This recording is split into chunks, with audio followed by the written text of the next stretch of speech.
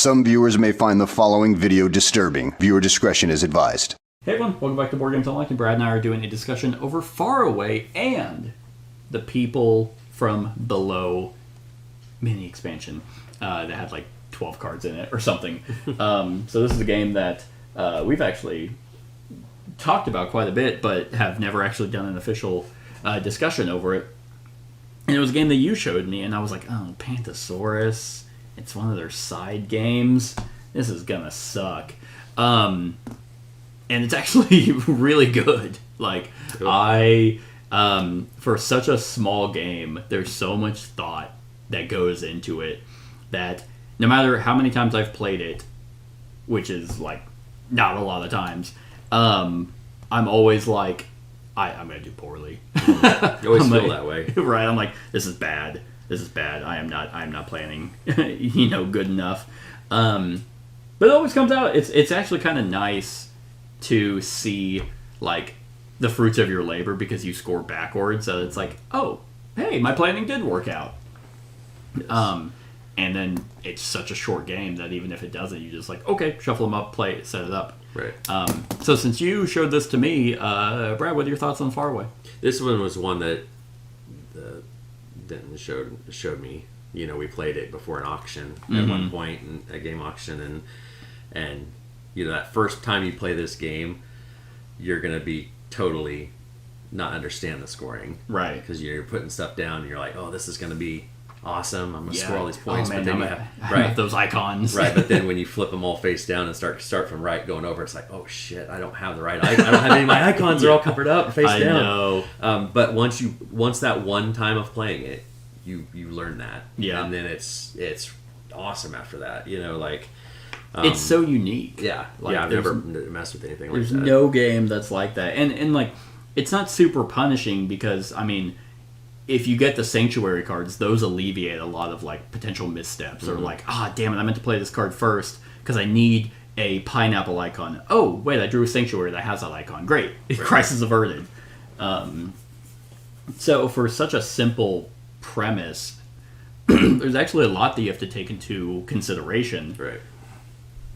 Whenever it comes to how you're going to score points. And you can either go for really short, quick bursts of points, or get a card that gives you a bunch of points early, but you have to basically play that and plan for it. Right.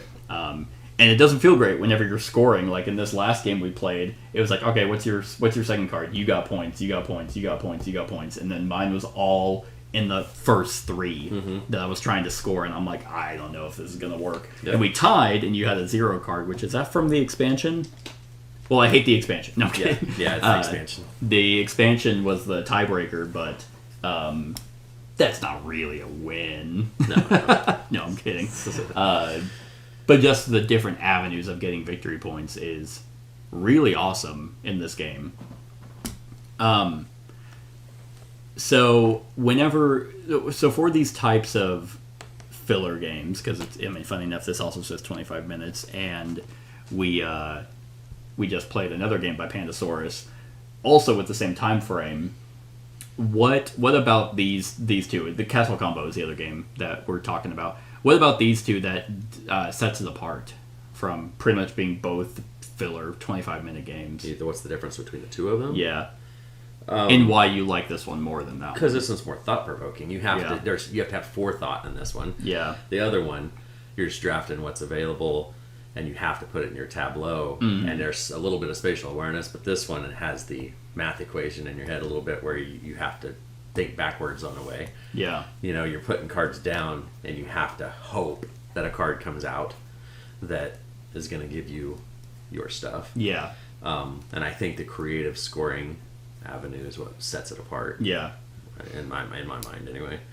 Yeah, I mean, and for the fact that it takes the same amount of time, no matter the number of players, is also great. And there's no real player interaction. I mean, except for drafting. But even just the numbers that you play matter, because you get rewarded for playing sequential numbers or higher numbers.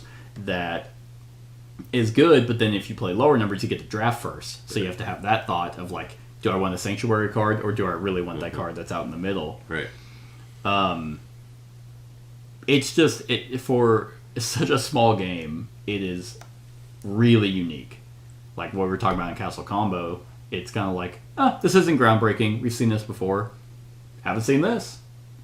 So yeah, highly recommend Faraway. What do you think of the People from Below expansion? I mean, it doesn't really. I mean, because it has the icon in the bottom left. Yeah. Of the cards that it has, it just adds more. Yeah. I mean, you just shuffle it. I mean, the complexity in it is you just shuffle the cards into the deck. That's literally it's just a few more cards to throw in. You know, right? They're gray generally, but I guess some of them are colorful.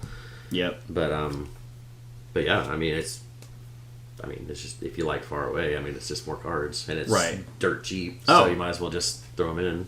You can now play with 7 players. Oh, okay. With this expansion thrown in. I have played this with 6. You have? And it went perfect because you're just drafting. I mean, you have 7 cards out. Yeah. Everybody plays their cards at this simultaneously. You flip it over, you do your stuff, and it runs. It almost feels like 7 Wonders in that way, where you can play a large scale player game, and it doesn't take. Mm-hmm. It takes longer to score the game than it does to play the game once you're really rolling. Pretty much. You know? Yeah. And for those lore heads out there, this game has lore for some reason. Like in the front of the rule book, it talks about the continent, the denizens, the Okiko, in case you were wondering about them. I know you were really hounding me on trying to figure out what they were. It's a filler game that doesn't feel like a filler game. It's an elegant small box game. Right. And one that whenever you showed it to me, I was like, I really got to get my own copy of this because, like, it has the same amount of like thinking that you would in a game almost like 7 Wonders, which is a lot bigger. And I think it really does. It's because of that scoring system. Right. Like if it was literally you scored from the it would be so generic and whatever. But just that simple twist of you only play 8 cards out and then you flip them. I guess you don't have to flip them, but it makes it a lot easier to score. Yeah. And that go way from you're only looking at what's visible. Right. But man, does it feel great or feel like shit whenever you flip it and you're like, oh. Yeah. Because like the very first card I played was for having sets of each color, and I knew I was gonna get 1 set, and then I was like, whenever it came to scoring, I was like, I had enough to almost get 2 sets. If I had just thought... One more blue card. One more blue card. Because I don't know if I passed on a blue. Yeah, because I passed on a lot of blues. I didn't even... Because it's funny, because I kept seeing the Sanctuary cards, and I was like, why are they colored? Yeah. I wasn't even thinking about that. And then whenever it came to that scoring, I was like, you know what? know what? Actually, speaking of colored, this actually gave me 1 more point because there's a yellow up here. Oh, yeah. So 1, 2, 3. Yeah. Too bad you didn't catch that before. I did right now. And it's so important to me that I beat you at every game we play. That I'm No. It's like it's so hard it's weird to talk up a game that's like this, but like in the realm of filler games and even some like early gateway games, I think this overshadows. I would love to see this system done in like a larger scale game. I like to see this world almost in kind of like a Bitoku or Arborea. You're asking a lot, though. You're asking Pandasaurus to do a big No. game. I want this designer to do it with a different company because I don't trust Pandasaurus big box games anymore. They're dinosaur games or filler games. Because Emerge was... Emerge, Dead Man's Cabal. Yeah. Hell, even most people didn't really care for Dinosaur World. Those are all... I'm trying... Oh, Skate. What was it? Skate Summer or something? Yeah, something like that. Was kind of just whatever. So, filler games by Pandasaurus or dinosaur-themed Jurassic Park games. That's it. That's all they're allowed to make. Yep. I guess one of the most hotness games from Gen Con was this game called Beasts. That looks kind of like not quite as small as this, but maybe a little bit bigger. I've heard about it. I don't know much about it. I know that seemed to be what people were looking for, but I don't know anything about it either. it's like, oh, that's a small box game. So, but yeah, I think this kind of art. I mean, this art is phenomenal. I really much better than Castle Combo. I would agree. So you don't like that art, but you like That's not Miko art. It's Miko adjacent. It's pretty much the exact. Miko's is darker, like more sinister. So like his people look more grizzled. Like that's I guess that's true. You know. But yeah, I have no idea who these designers are. Johannes Goopy and Corentin Labrat. I probably just butchered those names. Well, this is one that came out at Essen well before it came out in the U.S. Oh, really? Yeah. So it took a while to get over here, and then, Yeah. So you think they do more expansions, or you think they just kind of... I mean, I'm surprised this even came out. Like, I don't even know why, to be fair, they even released an expansion like this, because it only came with 17 cards. Yeah. 9 region cards and 8 sanctuary cards. I have no clue if they're going to or not. Yeah. And I'm okay with that. I mean, it's, Yeah, I think as many times I played this probably 20 times at this point. Right. Maybe more. And I still get the same out of it, you know? Mm-hmm. Yeah, I think if they were releasing expansions like this, it would just kind of muddy everything up. I would much rather them kind of take the system and elaborate on it in a much larger, kind of more heavier game. But I doubt that's happening.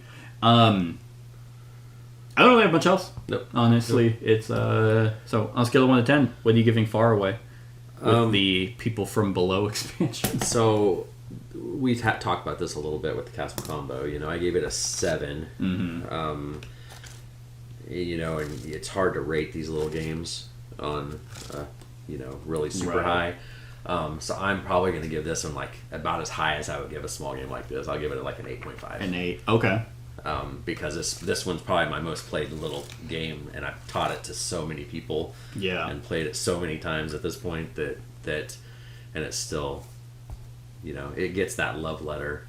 Because I played love letters so many times, I've had multiple copies of it right. and wore them out and stuff and everything. But it fits in that deal. But yeah, I'd say an 8.5 easy.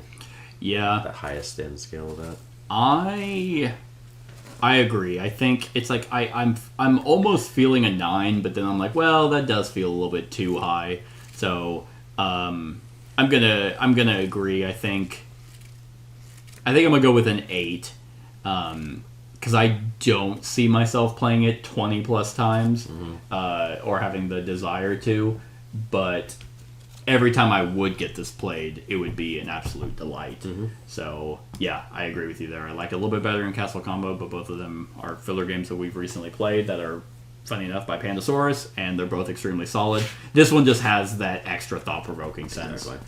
So, that's it, everyone. That's our thoughts on Faraway and whatever the people from it's extra cards. Like, it really, who cares? Let us know what you think of the game in the comments below. Other than that, like, comment, share, and subscribe, and have a wonderful whatever time of day it is for you.